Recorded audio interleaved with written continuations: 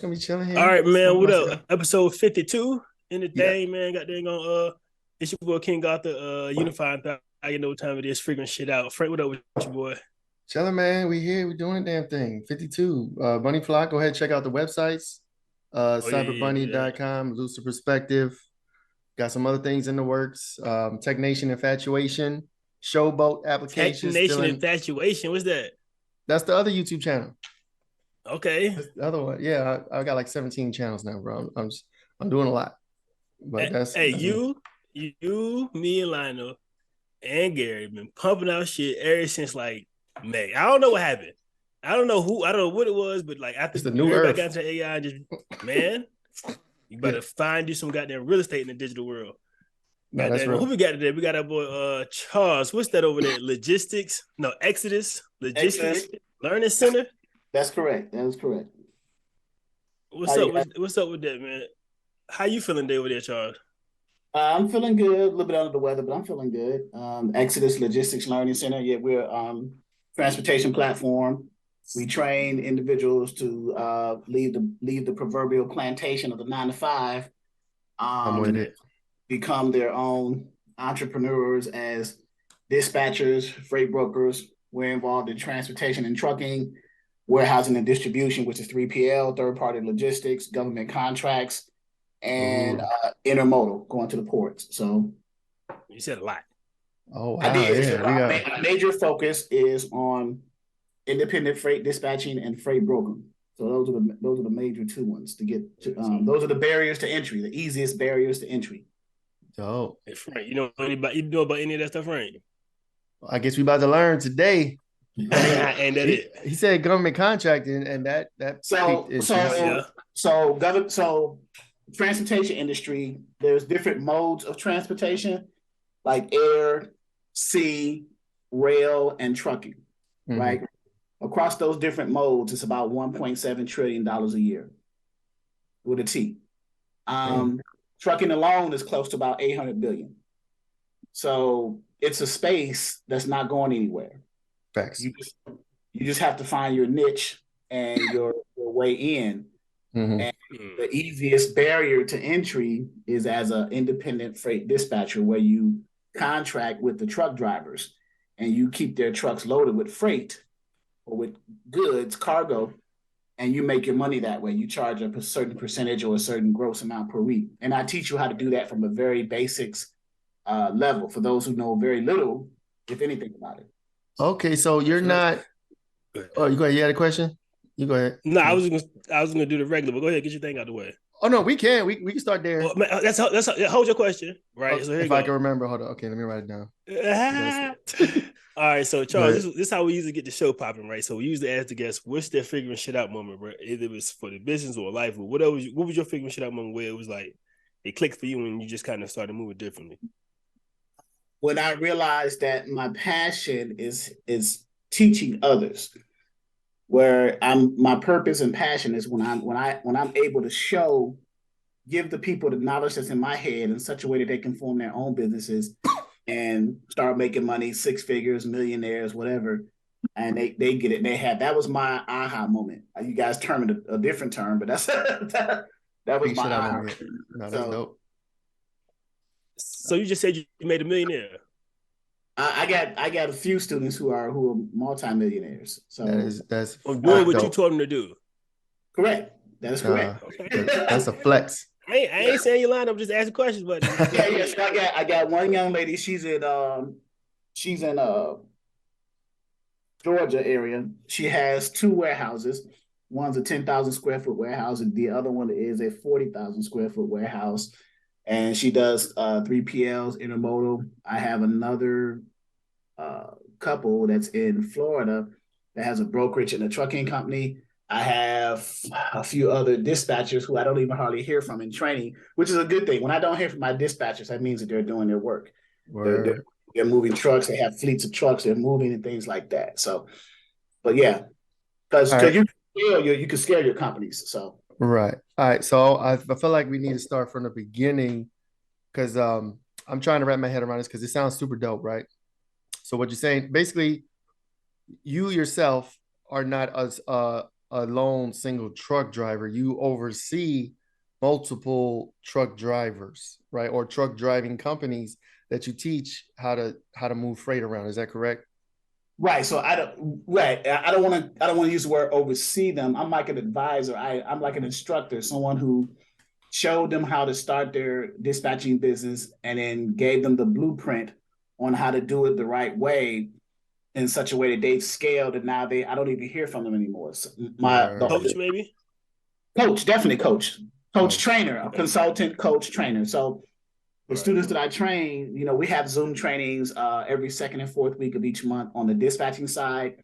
And we have freight broker trainings on Zoom Right. every second and fourth week on the freight broker side, different days in the weeks. But yeah. Okay. Got another question for you. So this is the time. This is how it's gonna go, right? Like, as we talk, I'm just gonna have questions. King will just have questions. All right. They'll just come, right? Okay. What is for somebody who from the very beginning, what's the barrier to entry? Is this something that anybody can just jump into your class and learn and take off running? Is there prerequisites? Is there education required? Like, what is the bare minimum barrier to entry? That's a great question. So this program is designed, you do not need a CDL. You do not need to own a truck. You do not need any experience to come into the easiest barrier to entry, which is a freight dispatcher or a freight broker. You don't, it's you can start a business and be successful without owning a truck, without having a commercial driver's license, whether it's a class A or class B, or no experience. My students are those who know very little, if anything, about the industry. So I give you the basic foundational understanding of whatever discipline you decide to come in under as a dispatcher or a freight broker. Wow. Okay. That sounds dope. Cool. Okay, so go ahead, King. I'll tell you, I'm gonna go off if you don't interject. No, go ahead, go off. But I'm like, how you find the clients? Because like that doesn't seem like it's not sexy. Sorry, making money sexy. Right. But in the society we in, everybody got a way to make money. Yeah, you got a way to make money. I got a way to make money. He got a way to make money. You know what I'm talking about? I'm making money right now talking to you guys, and I'm not even doing anything. And I'm sure a lot of people got that pitch too, right? But what I'm saying is, what makes yours so unique, right? Why my student is coming to you over the real estate guy, over the content creator guy, over, everybody got something for them to do. You know what I'm talking about? Understood. So, well, number one, I'm in a space that's not going anywhere, transportation industry. Okay. The clothes you got on your back, the headphones you got on your head, the food you eat has been shipped to a store that you purchased it from as a consumer. That's never going to stop. If that stops, guess what happens to the economy? It's going to shut down. Everything. You see what I'm saying? The water that the gentleman is drinking, the hat he's wearing, you know what I'm saying? The equipment that you're talking on, everything has been shipped. The cigar, where it came from. So you're in a space that's not going anywhere. It's never going to go anywhere. Okay. Now, real estate, I can say the same about real estate in other spaces as well. But those other disciplines require some kind of certification, a real estate license, got to go to school and all this other nonsense, right? Well, mine does not. Now, with the exception of the broker side, you do need a broker license to operate as a freight broker, but as a dispatcher, which is the easiest barrier to entry, you don't need that. Just start your business, get your LLC, get some training from me or another trainer, and understand how to move freight for your truck drivers. That's dope. So is there so let's say you got a student, they get involved, they start learning the game. How, I guess, what's the average time between jumping in and being on their own? Like, what is that time frame look like? Like, how fast can they make money? How fast can they be self-sufficient from jumping in? Great question. 30 to 90 days. 30 to 90 days. So they get, and that's from the time you start your business, get your business license, from the time that you understand all the things that I teach you in my modules, and it's self-paced for 90 days in our trainings, from the time you get your first carrier under a dispatcher agreement, and we show you how to do that. We show you how to book the loads with the brokers for the carriers, all within that span of 30 to 90 days with that first carrier. After you learn it with the first carrier, then you, the person, the business, the dispatch service, will have that aha moment and apply the same principles to your next carrier and your next carrier and your next, so you can scale your company. Word. Okay. Now that sounds dope. Is that how you got started? Is that how you got started with the transportation industry, brokering? Well, I was driving too. I used to drive for a number of years, and then I got into consulting brokers and getting to have dispatch service. I dispatched over 36 trucks at one point. Um, and this was after leaving Liberty. You and I have a history. So after leaving Liberty, I was involved in transportation. That's what I went to. And I kind of pivoted from technology, which is okay, but I pivoted to an industry that I could, feel that I could move in because I had some experience in it before. So that's dope.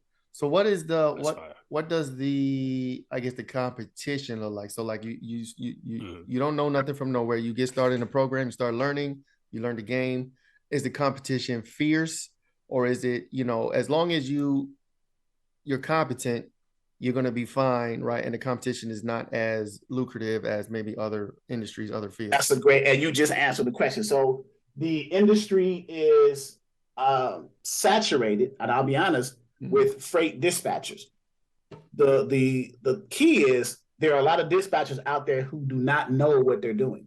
And my job as an instructor is to show you how to do it the right way. So you got dispatchers out here who are sending their drivers to areas in the country where they can't get freight out of. Like we call them dead zones, like Boise, Idaho, or Helena, Montana. You can't find no freight over there. I'll keep them running in the Midwest, Southeast, or in Texas. You can move them all day. But if you got a dispatcher who will take a load coming out of Atlanta going to Helena, Montana, it pays pretty well, but you got to worry about getting out of there. Right. So it just balances itself out, and they're losing money, and all they're doing is just paying for fuel at that point.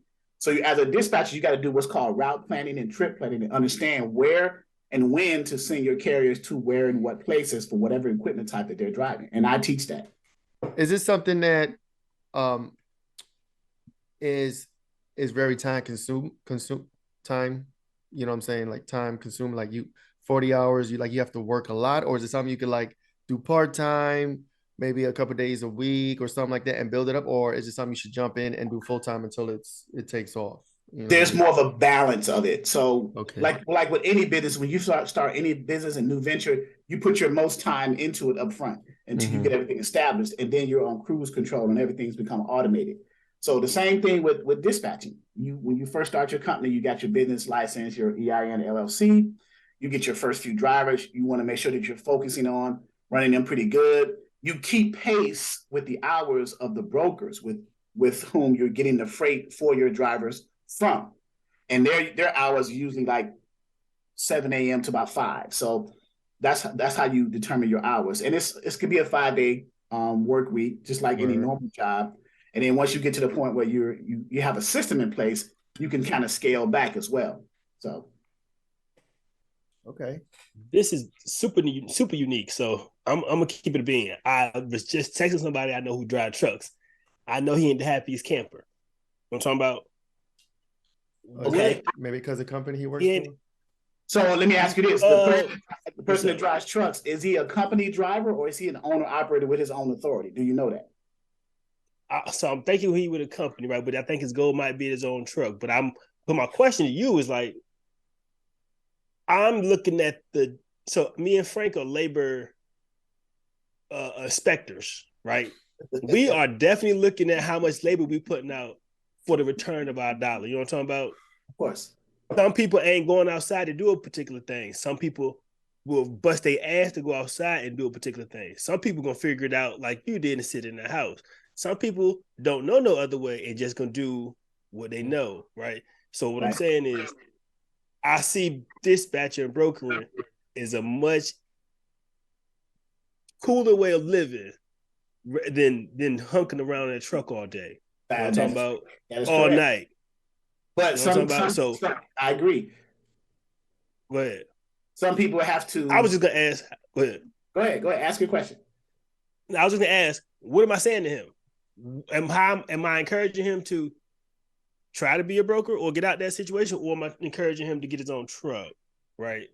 Well, it depends on if he loves being over the road, if he loves driving, and that's his passion, then I would encourage him to get away from being a company driver and only driving for cents on the dollar per mile to getting his own authority where he can control and the amount of money he makes on whatever load he picks up. Because as an owner operator, if you don't work, you don't eat. as a company driver, they're force dispatching you. They're only sending you on loads that they've gotten, and they're only paying you cents on the dollar. The company's making the money. They may be paying him 32 cents to 50 cents a mile, but they're making $3 a mile. You see what I'm saying? So he's a W-2 employee. He's not a 1099 independent contractor. But if he had his own authority, his own operating authority, MC and DOT, then he can control. Now, granted, there's more expenses involved in having your own MC and DOT. You have to own the truck. You have to have the authority. You have to have the insurance, pay for your own fuel and things like that. But you make more money to substantiate all that overhead. You'll be able to cover all that. But I got drivers and I got dispatchers who have drivers who are grossing $8,000 to $10,000 a week as owner operators, as opposed to a company driver who's making $3,000 to $5,000 a week. So the question is, what position would you rather be in? So to your friend, ask him first, is he tired of driving in a truck, but you still love transportation industry? If he says yes, well, then you say, well, I got an alternative to you. I'll introduce you to my friend Charles. He teaches dispatching or freight brokering, where you can still be in the transportation industry, but you don't have to do all the physical labor. Hey, Big Mike, this for you. I literally text you before I asked the question. You know what I'm talking about? Because I was like, man, Mike, let me see what the fuck going on, right? So make sure he see this when it drop, when it come out. For sure, gonna get them connected up. That was the question I had. So what do you think is better? Like, what's more lucrative for you, dispatching and freighting or driving? Well, it goes back to the passion of the person. If they like driving, so as a driver, if you're not going to make a lot of money as a company driver, unless you like working for Walmart and you're driving as a company driver with them, they pay their drivers like $80,000 a year and beyond. But even so, you still got to have a lot of the years experience. But if you like driving, then being an owner operator and running your trucks in certain lanes that we call them, a lane is, you pick up from a shipper, you deliver to a receiver. Whatever that is, Norfolk, Virginia to Atlanta, Georgia. That's a lane. That's one lane, one line hauling, we call it. Okay. So if you got a driver who loves doing that and has their own authority and can control how much money they make, let's say they gross $8,000 to $10,000 a week, and their overhead is only $3,000, so they're going to net $7,000. You see what I'm saying? So, or if he likes the transportation, he or she likes the transportation industry, but don't want the physical aspect of it, then they can come broker or a dispatcher and just sit and work from home in their pajamas and delegate, if you will. That's crazy. Is it advantageous for a previous truck driver to want to pivot to a career like this? It is very advantageous and recommended because you have the experience. Number one, if you be a dispatcher, you can solicit your services as a dispatcher to other truck drivers saying, hey, I was a former truck driver. I drove for 10 years. I understand the lingo. I know the verbiage. I know how to talk to the brokers because I was an owner operator. Let me dispatch you. I ran in good lanes. I can keep you in those same lanes. I still have the connections with the shippers and the receivers. I can put you in those. I can pivot you in the lanes I ran because I still have the relationships with those individuals and make you good money. So I always recommend truck drivers to come in as a dispatcher and or a broker because, again, they know the industry. Now, someone new who's never learned the industry of transportation, it's going to my learning curve for them is a little bit wider because I got to teach them all the verbiage and the terminology. But a truck driver is very easy. It's easier for me. No, that's true. Okay. So when I'm so I got a question. It's probably a stupid question, but we travel a lot. Me and my wife, we drive to Florida. We drive to New York. We drive. We hate flying. We fucking drive. But when we driving and we're on these main roads, we stop at the what's it called? The gas station. Rest stops. Yeah, rest stops. Yeah. And and all that stuff. There's one I'm trying to think of, like Love. Is it Love's? Yeah, Love's. There's few of them. Love's, Flying J's, TAs, all these different truck stops. When we go there, we always see these dudes with this headset phone and a thing. And are those dispatchers? Are those truck drivers? Who are those people? Because they all over the place. Right, those are truck drivers. They have what's called, those are blue pairs. I'm going in my closet right now because I got a pair. I just got to bring them out if I can find them. Oh, okay.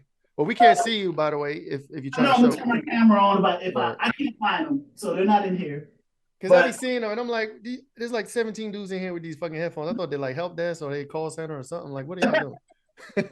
So those are the most common ones. Like, everybody got the Jordans, right? Those are the Jordans of headsets. They're called blue parrots.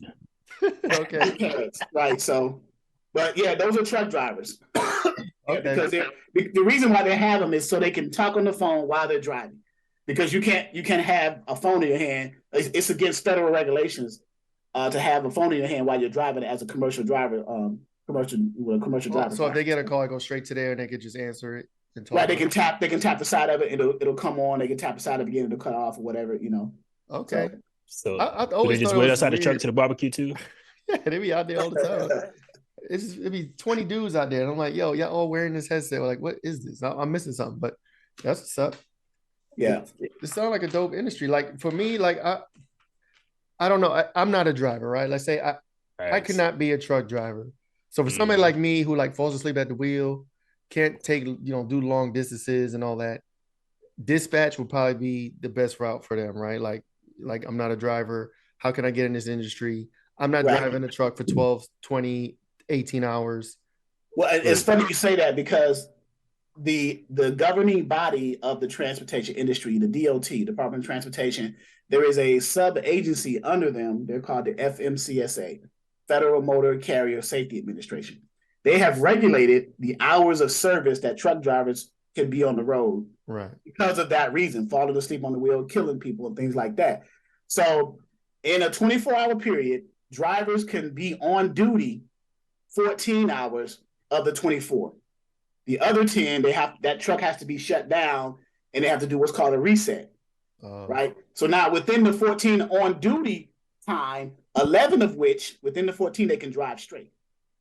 So that helps curb all these fatalities on the interstate. Right. These truck drivers swerving and running over because you're driving an 80,000 pound fully loaded killing machine. Facts. So and you're going Battering 70 miles an hour, you're going 70 miles an hour. If you hit a little small car, it's going to take you a quarter to a half a mile to stop with all that weight. Right. So this reminds me of what's his face? that comedian that got hit by the Walmart. Oh, Tracy Morgan. Tracy Morgan. Yeah, Tracy Morgan. Yeah, that was horrible. But yeah.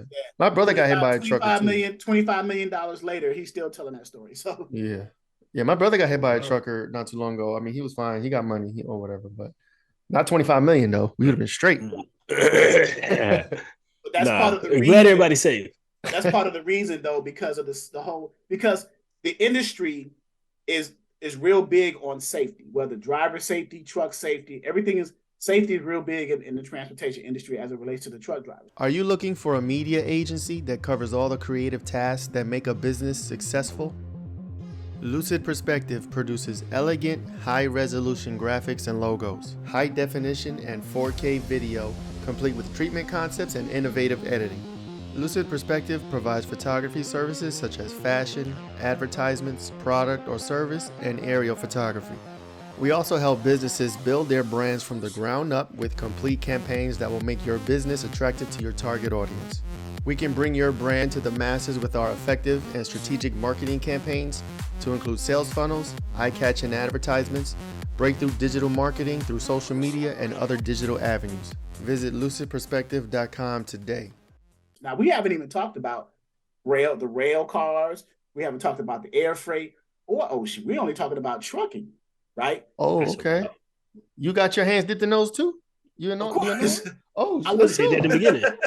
What? Okay. Right. So we're dipping into what's called global logistics and international trade compliance, where we're dealing with exports and imports coming from other countries. So when a shipment comes from China over to the US, it goes through several modes of transportation to get here. Mm-hmm. Right? When it comes out of China, it's going to either come through the air or the sea. Then it lands in one of the ports in this country, the US country, and it has to clear customs, and there's a process in that. And then it either gets loaded, that container either gets loaded on a rail car or on what's called a chassis, a metal frame with wheels on it, a chassis, and a dredge company has to run it to the last mile destination, a retail store.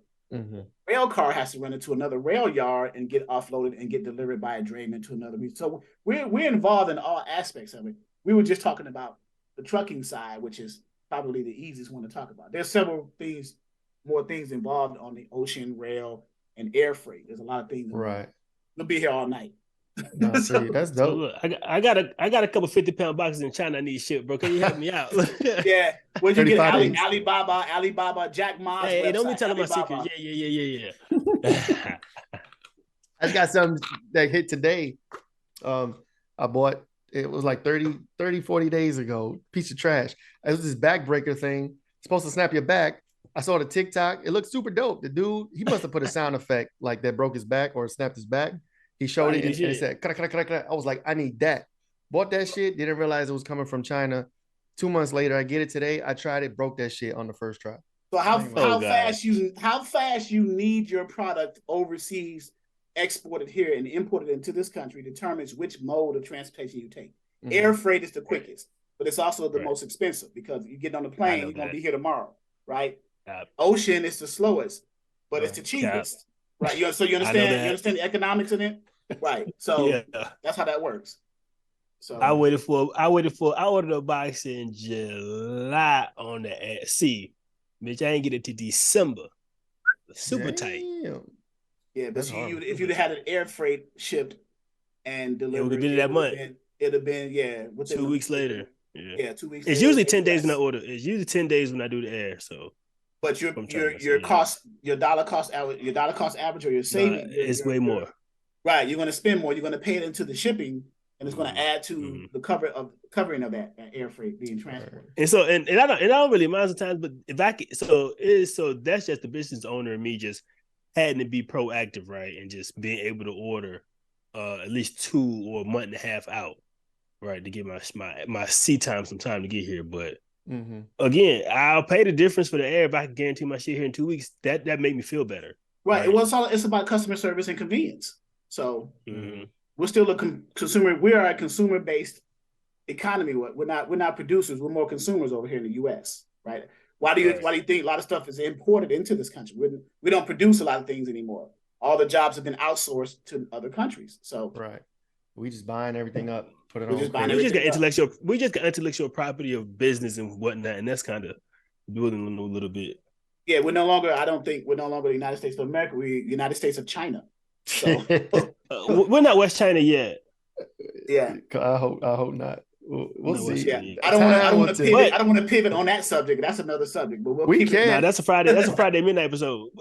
Facts. But there is something that I did want to ask because here on Figuring Shit Out, we try to figure shit out, right? So this sounds great. You have human capital, human labor.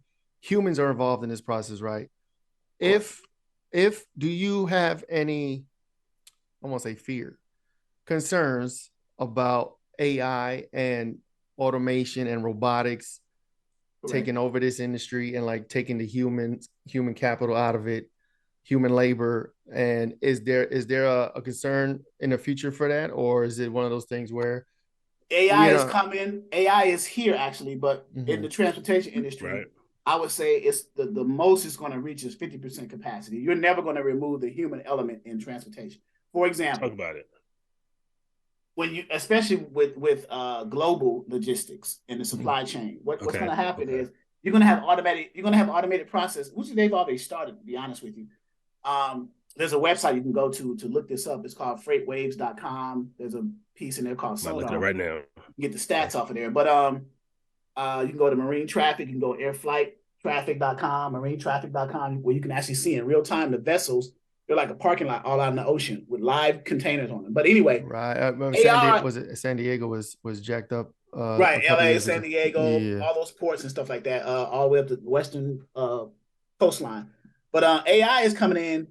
They have a concept now as it relates to just trucking. Just trucking. It's called autonomous trucking, right? Where the trucks are driving, they're driverless trucks. But they're only right now, they're only driving line haul on the major interstates. Can you imagine an automated driverless truck in New York City trying to do a delivery? That's not possible. So what they're doing is they're having line haul automatic trucks going from one hub line haul on the major, let's say I-80 or I-95 to another hub, and then it still gets picked up by a human to deliver to the last mile. There's never going to be you can't go down a one-way street in New York City, Manhattan, any of the boroughs, any of the boroughs or any of those last mile stops. You got to have a human source. It's too dynamic over there. There could be so many obstacles, trucks, people moving in and out, an accident. So what you're saying is they have lines that these machines serve as long as it's a straight, easy line and it's not too much going on. That's correct. And they've been testing. They've been testing some of this stuff. There have been several accidents, as a matter of fact, of this process. So it's not. It hasn't been fully launched yet. It's still in the. You know the names of any companies? What's one company? I invested in one. TSP, I think.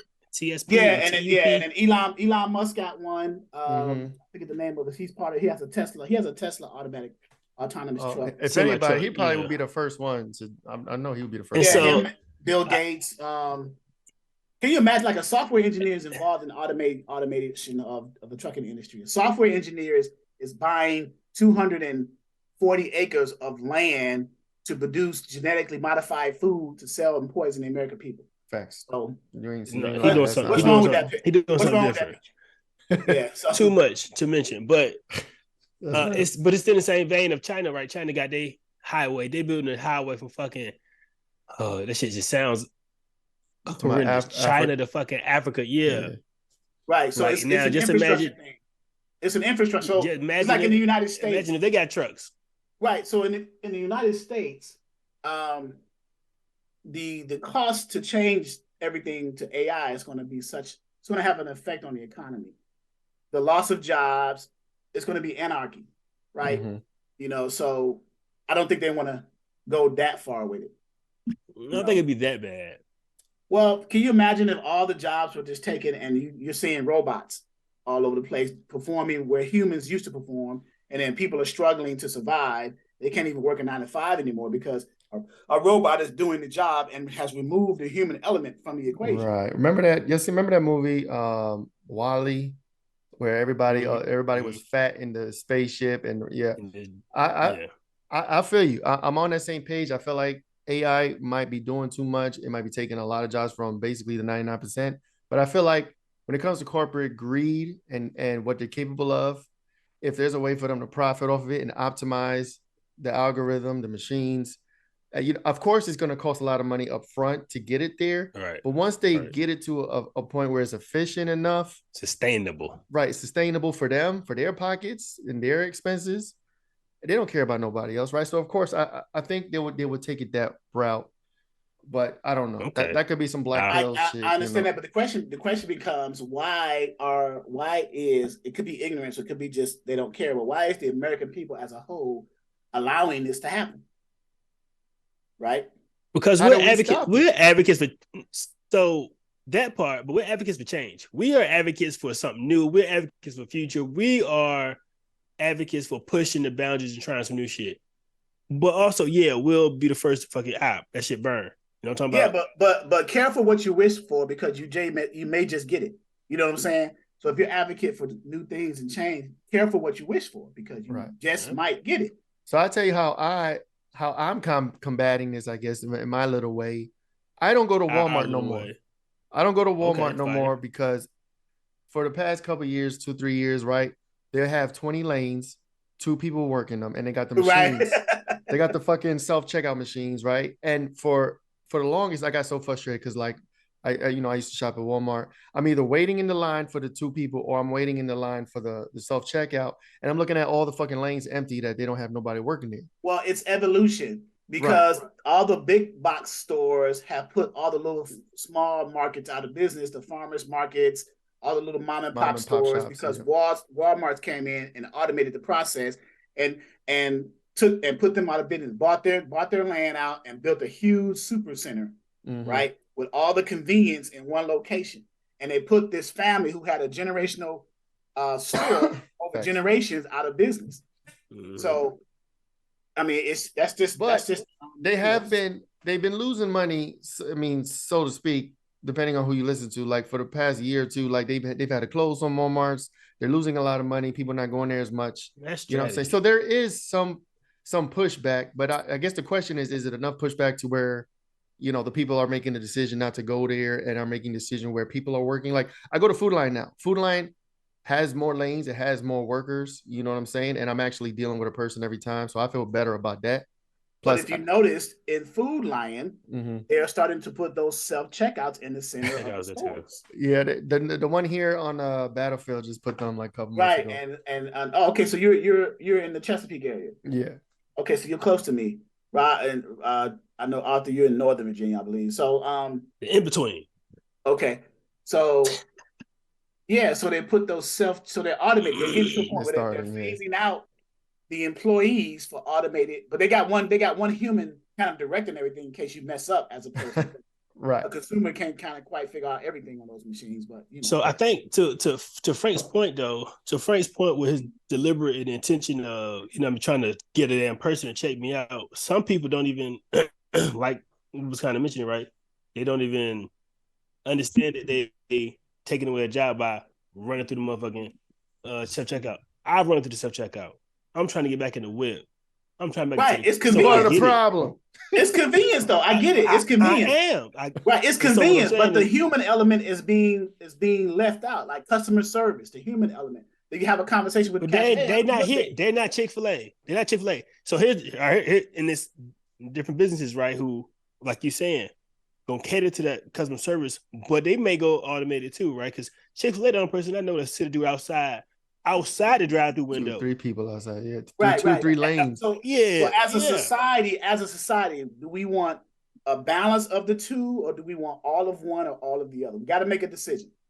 As a society, do you want all? It's probably gonna be a balance because it's gonna be a balance because somebody gonna want to go to the mechanic shop, right, and have somebody you talk to work on the whip so they can see what's going on, right? But also like Taco Bell, McDonald's, Burger King doing. Making automated goddamn jammies, you can order, get your food, and you ain't got to talk to nobody.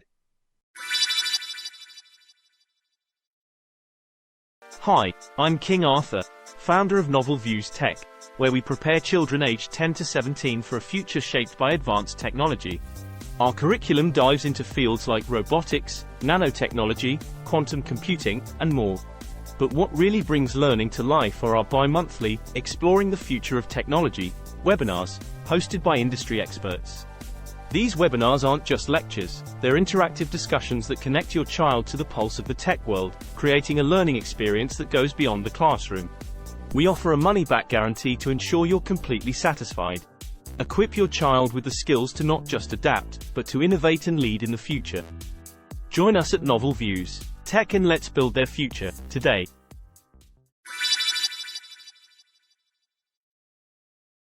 Well, let me scare you guys a little bit then, because the value of the dollar. Let's get into economics. Let's do it. The value of the dollar is about to be like the paper currency. It's trash. Get some gold and silver. The U.S. is forcing through federal law the dollar, right, to be put into a crypto kind of equivalent, CBDC, and people have to now start that process. So we're getting into that space now. So your dollar, your fiat, what we call fiat currency. Right, which is not even worth the ink is printed on or printed with, it's going to be even less valuable now. And then they're going to force you to equate your fiat currency into crypto so that they can track it, because that's what the government wants to do. Thanks. I don't know how we got from transportation into economy. We got to get you on a conspiracy. We got a conspiracy show. We talk about all this shit, but you ain't lied yet. I ain't hear no lies, but right. And so that's kind of why I asked bro to come on, because I want you to talk about your Facebook group too, because that shit kind of moving a little bit. But you know what time it is, and he was just Facebook. He's one of the dudes I seen being consistent and pushing forward, always trying something different. Even when we was at Liberty, he was a worker trying something new. We talk about Liberty. Is that a company or the school? Yeah, Liberty Tax. Goddamn, we work together. Liberty Tax. Okay. So always been pushing forward. So he a good dude, bro. That's a good convo. I know he about his stuff. He ain't no joke. You know what I mean? He ain't no fluff. And talk about the Facebook group. Talk about the Facebook group. How you get so many people in there and be engaged and goddamn paying customers? What I'm talking about? Okay, so you're probably referring to the YouTube channels also. So the Facebook group, I have 2 Facebook groups, a dispatcher one-on-one members only group, and then a freight broker one-on-one members only group in the Facebook side. I have subscription based memberships on the YouTube. I have a YouTube channel that has 30 something thousand subscribers, dispatcher 101 training, and then I have a Freight Broker YouTube channel, Freight Broker 101, that has about 7,300 subscribers, and they're growing. Let's go. So it is engaging. We try to keep it, and I'm still a novice at all of that stuff as far as social media and how to do analytics and tracking and all that stuff. I'm still trying to learn from that, because I'm missing a lot of money as far as like likes and clicks, whatever you call it. Yeah. Monetizing the followers and the views. Is it? Yeah, we're trying to learn the ropes too. Like we this is a learning curve for real. You know what I'm saying? And I just started. I guess I called it a podcast with my my buddy that came in from Chicago. We had a little thing because I got an office space that I'm leasing now, and it's in Western Branch area, Chesapeake. Mm-hmm. The Exodus Logistics Learning Center, where we sat down and we talk all things transportation. But everybody has a podcast right now, so I guess the way to go.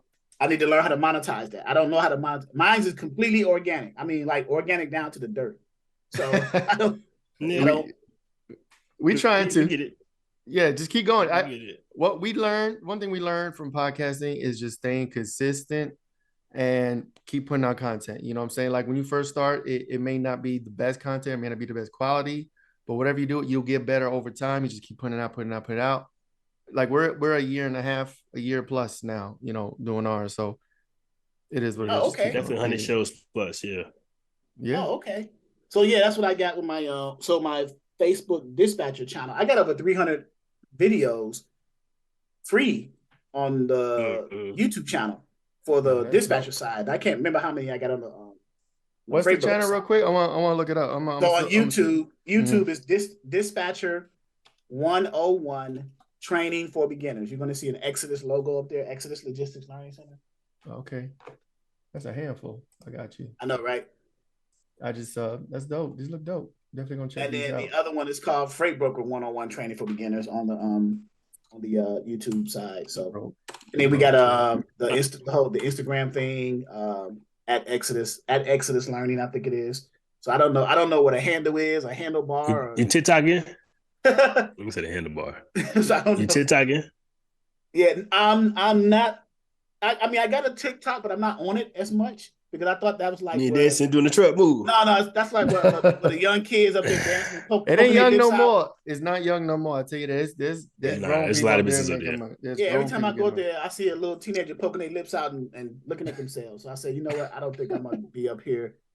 You could hit there's a thing on there you could hit like I don't like this or something, so like changes the algorithm. Oh, you're not interested in something, yeah. Yeah. So, but see, I need a For Dummies books for YouTube, TikTok, Instagram, so I can learn it completely. So it's definitely a learning curve. But so what's next for you, bro? What's next for the trucks? What's next for the goddamn because AI coming for you? You will be ahead or behind it. Yeah, AI is coming. So the first thing I'm gonna do is, because I know it's coming, I'm gonna put some money away into some stocks. Like you got this, what's that called? Chat GBT or CBT or whatever that's called. GPT, Open AI, yeah. Yeah, so and people have been selling and Seamless.ai. I got a meeting with Seamless.ai tomorrow about them trying to automate my processes at my company. I said, well, you got to give me a demo first before I make a decision. I'm just not going to jump in it. Facts. But so yeah, you got to get in front of it. Just like crypto, I'm kicking myself not getting in on the beginning stages of Bitcoin. We wouldn't be having this conversation, or we would on Turks and Caicos, the island of Turks and Caicos. But bro, I'm the same. I got in Bitcoin mid 2016, 2017. It was that first dive that it took in the beginning of 2017 that turned me off to crypto for a couple of years. Right. But I had Bitcoin, I had Litecoin, I had Ethereum, I had all those. All the way back then. Yeah, Ripple, Monero, Dash, all of them. Yeah, I still got Ripple now. That Ripple I'm holding, but those other ones I had a lot of too. Like it was decent, and it was going up, boom. Then January 2017? Fucking that shit dropped. I lost half of almost everything, and I was right. You scar you over the day. It was supposed to be close. It was supposed to be reaching close to 100,000, and then it dropped. I don't know where it's at right now. Currently, I don't know if it's below 50. 24? 22, 23, maybe? Yeah, see, it's crazy. Let me see. It had got over 50 at one time. I was like... 29. Wow. Oh, it's 30. 30,000 right now. Yeah, so it's yeah. So at its max, I think, is all-time high was maybe 65 or 60, something like that. 65, 70. And then there's another industry that you guys may or may not know about that trades every day and it's trillions of dollars daily. That's the currency exchange, Forex. So okay, yeah. You got the currency exchange. Like you go to a foreign country, you trade your US dollars in for a certain dollar value. And then Arthur's sell me on that because I ain't bought not yet. So I heard bad things about it. So I'm older than both of you guys. Before I was even born, here you go. There's been currency exchanges with different countries. Like if you were to travel from the US to Japan, you want to exchange your currency to match the currency in that country so you can spend the money. Right. So there's a certain exchange, there's a certain currency rate, So the value of a dollar over there may be like $1.50 or whatever, a little higher. You get more for your buck over there, right? But nowadays, the value of a dollar is starting to decrease because people are getting away from the dollar because they don't trust it. Countries are starting to trade with themselves and not trade the dollar. They're getting away. It's just the US now. We're going to be by ourselves. BRICS countries. And they're not going to even accept our currency in about 50 years. To be honest with you, probably like a year. So I would suggest getting back into like gold, silver, the original. Boom. Yes, the original. I've been stacking. Currency. I've been stacking for a couple of years. I don't got as much as I want, but I'm doing. I got enough more than I'm good. I'm good with the amount of silver. But I'm gonna keep because the US, the dollar is fiat. It's fake. It's not backed by anything. It's not backed by gold, silver, any natural resource. But gold is the natural resource. Silver is the natural resource. You're talking my language. Yep. So that's why in Africa, I don't know, Arthur, and you said Frank. Frank's your name, Frank? Yeah. That's why they killed, the CIA and the government killed Muammar Gaddafi because he was trying to unite the heads of state over there to create a one African currency over there to compete against the euro and the British pound and the French franc and all this other currency. It would have crippled Japan, China, and the US. And that was real revolution. I remember Dr. Umar Johnson was talking about that. And that's why he was really killed. Right. So there's we could definitely, we need to do get you on the conspiracy shit because we have another show where we do conspiracy talk and we talk about geopolitical stuff. We talk about, other all type of topics. But those type of things that a lot of people don't know about, either they're not interested or it's taboo, right? They don't want to talk about it, they don't want to touch it. But we on that stuff for real. Like I know exactly what you're talking about. I know exactly where you're coming from. It's facts. Yeah, man. Some people just don't care. Some people just worry about getting their own food. Well, yeah, if it's not on the news, what I mean? It'd be right? a lot of that. CNN, Fox News didn't say. Ain't no more news, bro. That news shit dead. That shit deader than the dollar. That's real too. You know what I mean? So look, Big Bro Charles. Oh, you might have hit the mute button or something. We lost sound over there. Did he? I don't know. We can't hear him. Yeah, he don't got no sound coming. Okay. Can you hear us? His picture's still up. Nope. Oh, they heard us. They cut his audio. Oh Lord. We gotta get him back. You want to text him? Let me try to email him. I'm back. Oh, okay. I heard what you said. They cut his audio. Yes. So the FTC and the SEC was listening in. They was tuning in to our podcast here. Right. And they said, you know what? He said too much. Let's send the drone over to his house and go ahead and take care of him. You said, I was about to lead it right to you. Tell him where to find you, bro. you said Gaddafi, and they were like, "What'd you say?" Click. I know, right? There's certain keywords that the CIA listens in on the airwaves, right? They listen to keywords. They determine if they're like threats to the U.S., right? So, Lord of mercy. Like, oh my goodness. No. So yeah, but yeah, tell people how they can find you, bro, and tell them why they should sign up. Like if they need, why they sign up. If you're someone that's tired of working your job, you're 9 to 5. If you reach that proverbial glass ceiling, and you're tired of your company that you exactly, you hit the ceiling, you keep bumping your head, and if you're someone who knows that you're more qualified than your supervisor, the person who's telling you what to do on a certain job, you're overqualified for it, and you want to be independent, you want to control your own destiny, you want to leave a legacy for your family, generational wealth and all of those things, then consider entrepreneurship. So my program just offers you that in the form or in the industry of transportation. You can choose other avenues, but I give you that opportunity in the transportation industry. Dope. To leave your job, I can be reached at 757-515-1684. I give my real number out. I don't have a problem What's the website? The website is www.exodusdispatchingandtraining.com. The email is exoduslogisticsllc@yahoo.com. Those are the ways to get a hold of me. My Logistics Learning Center, 3101 American Legion Road, Suite 21A, Chesapeake, Virginia, 23321. Come holler at me.